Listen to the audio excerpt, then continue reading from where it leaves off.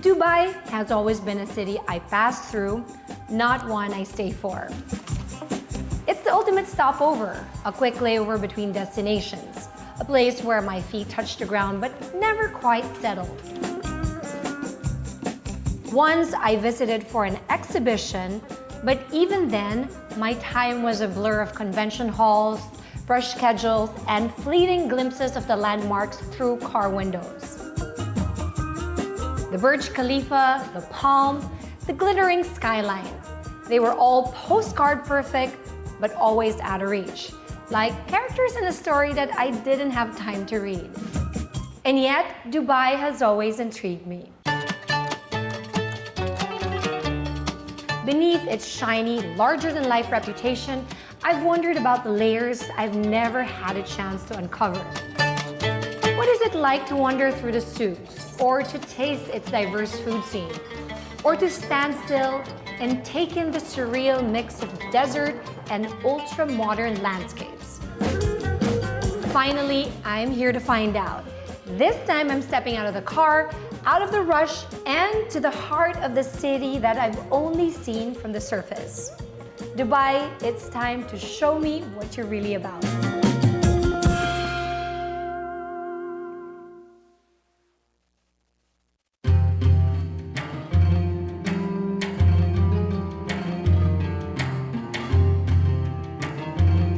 When it comes to the biggest and boldest attractions, Dubai knows how to do it.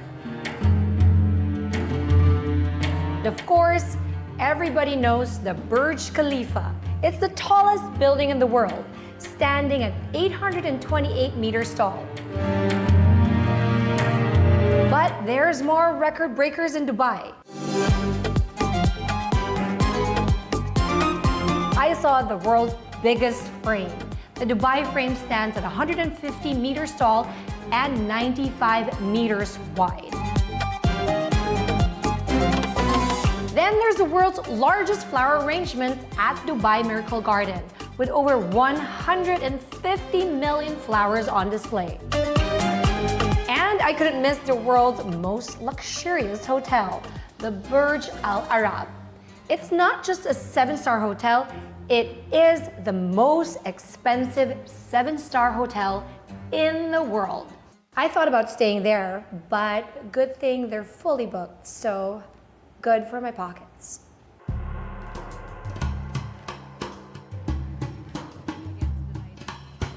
In contrast to the futuristic skyline of modern Dubai, old Dubai feels like stepping into a different world. For me, this heritage district offered a more grounded glimpse into the city's past. This is my second time in Dubai, and this is the first time I'm doing a walking tour. We're now here in Al Seef, and I'm about to meet our tour guide, Moshin.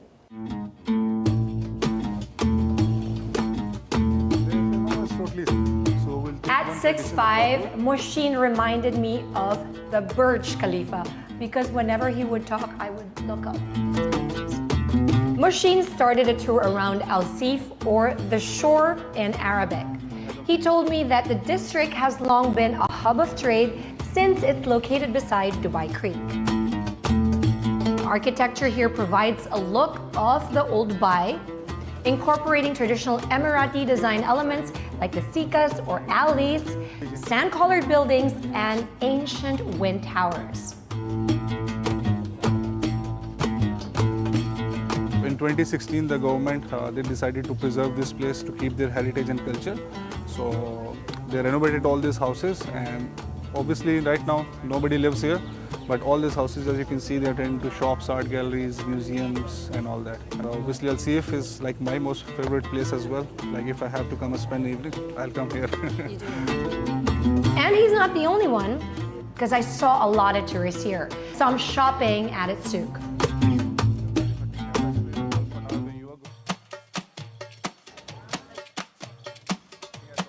Souk means market in Arabic. You can find traditional handicrafts, souvenirs, and accessories from local artisans here. It was so hard to listen to Moshin because I just kept on looking at what's on display in the shops. It was really, really tempting.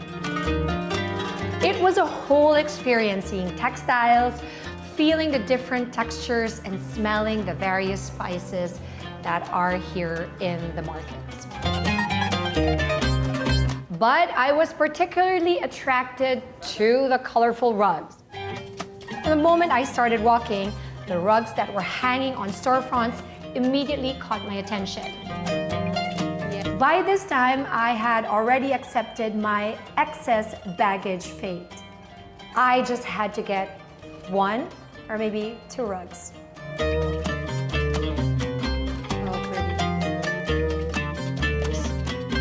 The city is a shopper's paradise. And if you're looking for something authentic, forget the malls. Dubai's true treasures are hidden in the souks, and I had to check all of them out.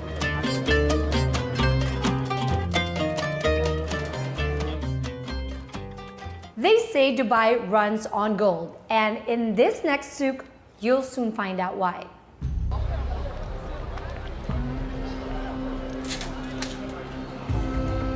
This is the gold souk. I get that you can really get a bargain here, but it is a bit overwhelming seeing that there are just too many options. Endless shops glimmering with gold necklaces, bracelets, and rings. Dubai's gold souk is a real-life treasure chest. Here in the souk, you can find the world's biggest ring. Let's go check it out. The Najma Taiba steals the show. 64 kilogram of 21 karat gold. This is a true testament to Dubai's love for extravagance. The ring is so massive that even a giant might need help putting it on. And of course, this is an ultimate selfie spot. There was a line, everyone had to stop and snap a photo. Whether you're a serious buyer or just here to marvel, the market has something for everyone. Dubai's reputation for offering high-quality, tax-free gold has made it a global hub for jewelry enthusiasts and investors alike. Haggling for a bargain is expected, and it's even encouraged. So naturally, I had to dive in. I tried some gold jewelry, tested my haggling skills, and well, let's just say I stayed for quite some time. Gold? Check.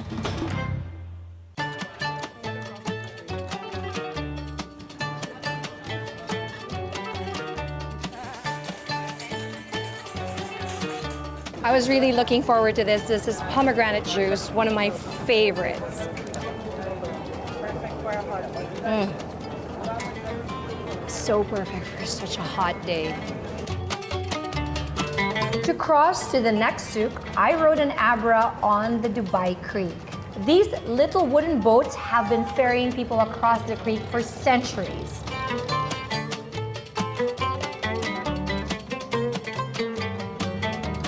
For 1 dirham, you get the best seat in the house, front row, with views of old and new Dubai.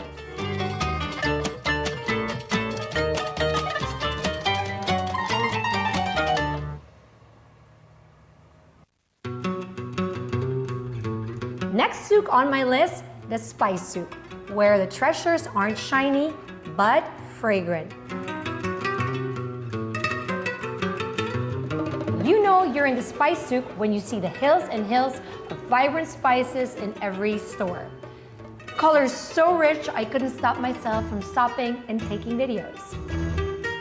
And just inhaling, because the spices smelled so good. I walked around the narrow lanes lined with dried herbs, spices, and mystery powders. Some vendors even lit powders, filling the air with fragrant smoke. Honestly, it felt like walking into a magic potion market, kind of like a witch's lair.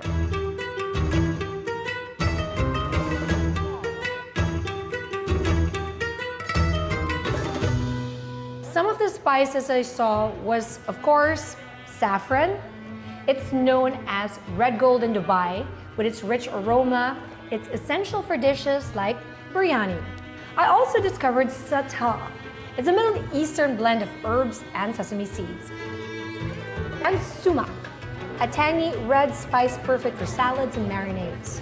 There are also common ones like cardamom, cinnamon, cumin, dried lemons, rose petals, chili, and many, many more. Being in the spice soup left me inspired. How could I not bring these spices home? Suddenly, I wanted to recreate Dubai's dishes in my own kitchen.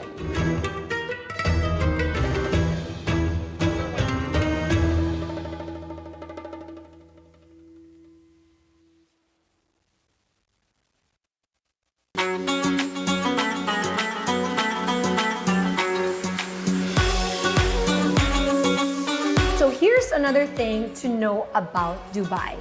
It is a playground for adrenaline junkies. Skydiving over the Palm or zip lining across the world's longest urban line. As much as I wanted to do those, there's nothing that screams Dubai than an old-fashioned desert safari. I usually don't like going to crowded tourist spots because I like off-beaten paths, but this sounded like fun, so I was really game for it. Before we even get started, Sanj gave us our very own barf bags, each and every one of us, just in case. Thanks, Sanj. Okay, Robbie just said some people have to share. I'm not sharing with you. Oh my God, can you imagine? Your turn! Your turn! Barf bags ready, seatbelts fastened, handle steady, and loud Arabic music blasting, we braced ourselves. Enjoy this bumpy ride with us. It tilts, it dips, and it swerves like surfing on sand dunes. We literally bounce off our seats like riding a roller coaster with no tracks. We were the first in line, right in the front of the pack of SUVs doing the dune ride. Our driver, Sanj, was a pro, shifting gears, gliding up those massive slopes. I felt like it was a party inside a car, and of course, I had to dance.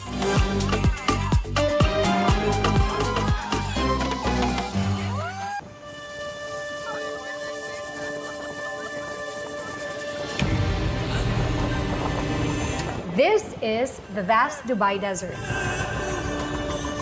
This is part of the Arabian Desert, one of the largest deserts in the world, covering roughly 1 million square kilometers of land. As the sun starts to dip, the color of the desert transforms. The golden sands turn to a reddish glow, and the sky turns into a canvas of pinks and oranges. It was a vision to see the silhouettes of the camels traversing the desert. It was a mesmerizing sight to see.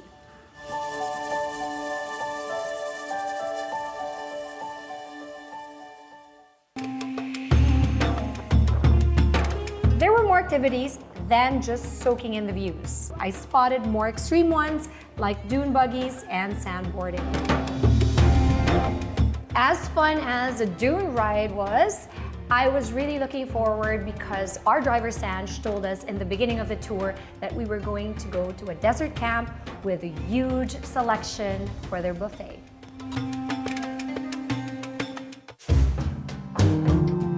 Multiple tents spread across the camp with different buffet stations with different cuisines, and there was even a chai tea station.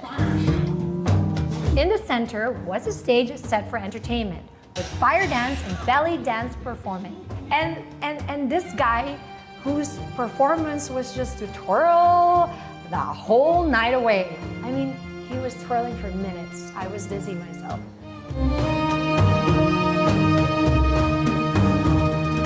While everyone was watching the show and the belly dancer was doing her thing, my belly was being impatient, so it took me to the barbecue station of the buffet just before it opened. This is lamb mutton and it was cooking for 5 hours. Yes, exactly. On the ground with rice. On the ground with rice. It smells so good. soft and buttery lamb mutton, grilled kebabs on stick, and a buffet of different cuisines. After the performances, everyone gathered for dinner. I ate so well that night, I practically rolled my way out of the desert camp. I was so full, I ended up napping all the way back to the hotel. And if you want to know what my favorite part was, easy, the barbecue station. As a first-timer, I thought I just came to the desert for the thrill, but it turned out the desert had a little bit of everything. It was a perfect mix of adventure, culture, and my favorite, good food. Safe to say, I'm glad I didn't miss it.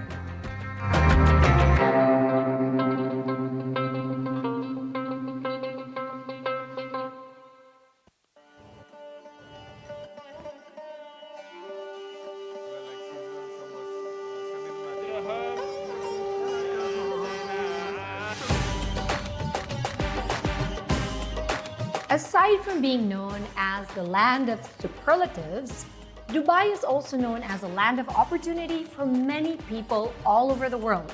It is a melting pot of cultures and people. The top 3 nationalities here are Indian at number 1, Pakistani number 2, and Filipinos at 3. Yes, Dubai has the world's highest concentration of Filipinos. And I felt it. As I was strolling around, I couldn't help but feel like I hadn't left home.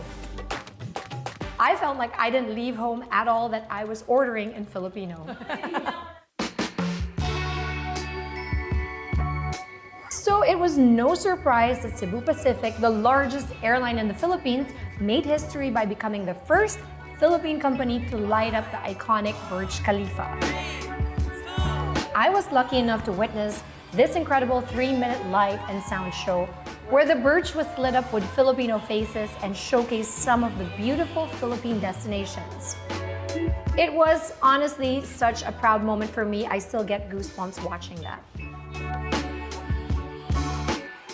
The crowd was buzzing with excitement and everyone was cheering. It felt like a celebration not just for Philippine pride, but also an incredible connection between the Philippines and Dubai. A lot of Filipinos are making a name for themselves in Dubai. Have you heard of the viral Dubai chocolate?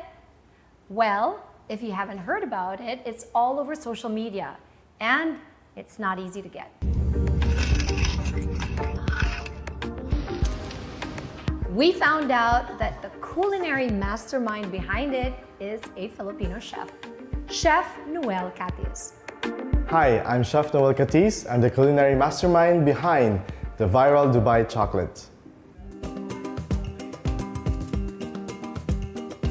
Getting the chance to sit down with Chef Noel in his lab was a real treat, especially since this was a first for him. He told us that this was his first exclusive interview with the Filipino media who came all the way to Dubai to visit him. I want to know what your story is, how you came to Dubai. So tell us all about that. I'm very, very intrigued. It's actually a very interesting journey because I never thought I would come back to Dubai. I was actually working here in 2004 or 5 when Burj Al Arab was new. Yes. And I was the very first Filipino chef in the pastry team. Wow. So that was my first stint as well as an OFW. I just wanted to find a place where I could thrive and find my purpose. Yeah. Currently, that purpose is chocolate. It's a dessert that made waves all over social media. And it took Dubai by storm. We saw it everywhere. Everyone was making their own version of it. Okay, Chef Noel, you're the chef behind the viral Dubai chocolate. Yes. How did that happen? Tell us all about the story. Yeah. And how did that feel for you? I never imagined this would become really viral. Yes. So even up to now, it's been like 6 months back when it became viral. I still have to pinch myself and say like, yes, you were part of it. You were part of the journey that made it viral. And people still talk about it. Like even up to now, it's still a fresh thing. It's like top of mind. And if there's anything I could say, it's just pure validation that, anything that comes out from your passion Yes. really stands for the test of time. It just becomes something really big. So it's more than just a chocolate, actually. It's Yeah. a story of my journey, my love for what I'm doing, and also I just want people to have a piece of Dubai. Yes. Initially, he had a collaboration with Fix Dessert Chocolatier. I'm happy with what I'm doing, being in the background. I think I have very like clap, look in the Yes. dark, but they told me, but look at them, big, they're huge, and you're just there and in one corner. Like it's time for you to go front and center, just claim your prize. After sitting down with Chef Noel, I realized that he has many more ideas. That's why he wanted to fly solo and make a chocolate brand. Snap was launched a month ago, and it's always so. So when it was born, I asked the manufacturing arm of our to produce only 3,000 bars, Yes. and I said maybe 3 months it will take me to finish them off, but in Yes. 2 days we sold them out. So, Wow. and then we had again commission for another 6,000 bars. It took only like a week, it sold out again. Yes. And that's why today I don't have much to show you. I did curate a few Yes. pieces, but it's just running out all the time. Before I left for Dubai, so many of my friends, and you know who you are, asked me to buy them the viral Dubai chocolate. But you heard it from Chef Noel, it's really sold out. But lucky for me, Chef Noel actually saved some for my visit. So the purpose is not to make you jealous here, but I did get to try the viral Dubai chocolate. And because I also had to do research, I needed to know what the fuss was all about. Are you a milk person or a dark person? I am a dark person. Okay. I'm a dark person. So yeah, I'm more dark, but Okay. as you said, when This is the people- OG. The OG. Yes. So this is the one that Yeah. everybody grabs. Grabs, yes. Okay. Yeah. Okay, so we're gonna try. I'm gonna get to try chocolate. I'm so lucky because this runs out Yeah. like immediately when you put it in the yes. shelves. It's gone. Lasts in days only on the Oh shelves. my Yeah. gosh. Oh. Do you snap it? How do you? Yeah, you what's just the break way- it open. Okay, I'm gonna snap it like this. Yeah. The money shot, sorry. It is. Like that. There you go. Oh my god, look at that. Yeah. Oh, Oozy. oozing.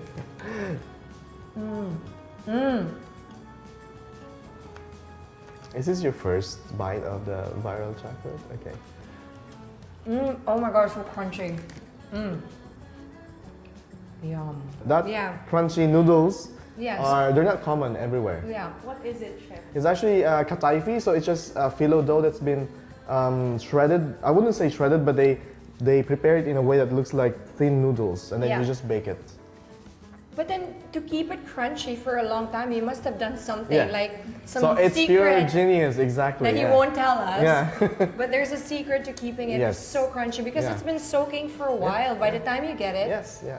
But- and it lasts for a year actually. Yeah, but the thing is, when you bite into it, it's still so crunchy. Yeah. I had to have 1, 2, 3, 4 more bites. All right, it's time to snap again as I try the dark chocolate one. Ready? Ready? Oh my god. Oh There we gosh, go. look at that. Beautiful creamy color. Ganda. By the way, that's my favorite is the dark version. I'm excited now. Even more.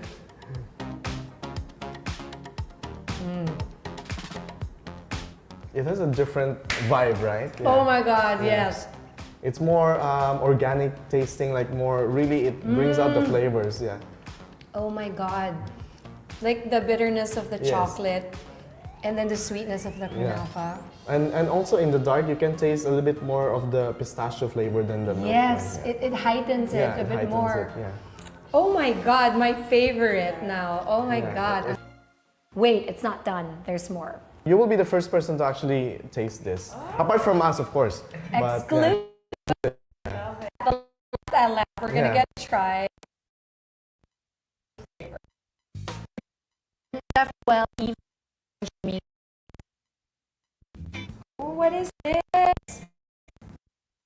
What is that?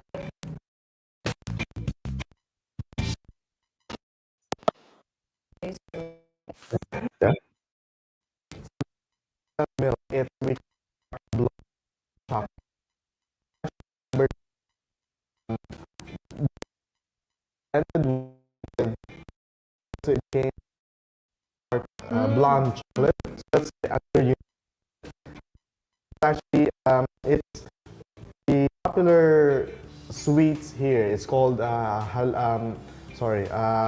rahash.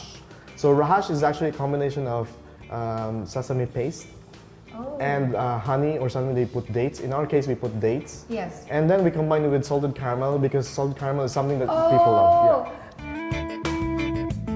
Chef Noel continues to experiment on creating new flavors and new combinations. He even let me in on one that's still in the process of R&D. Let's keep this one a secret. Happy. Just wait for it to drop. It's coming really soon.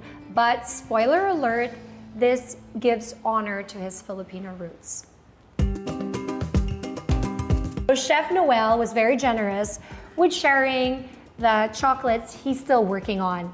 And he even went as far as sharing the recipe of the viral chocolate.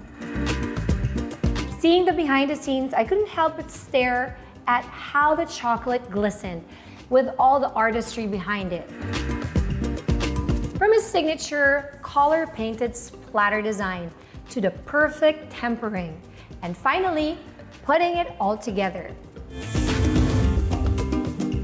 It was such a proud moment, especially for a fellow Filipino.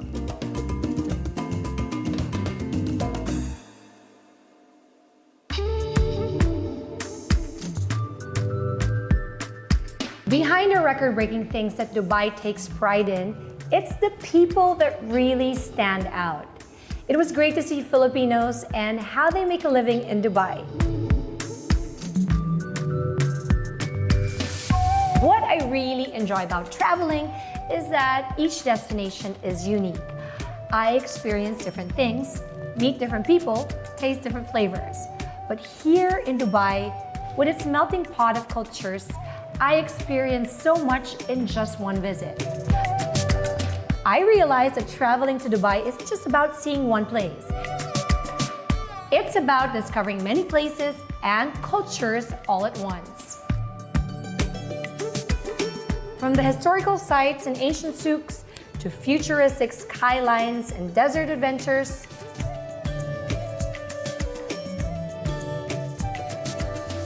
Dubai had something to offer me, and I'm sure it has something to offer you too.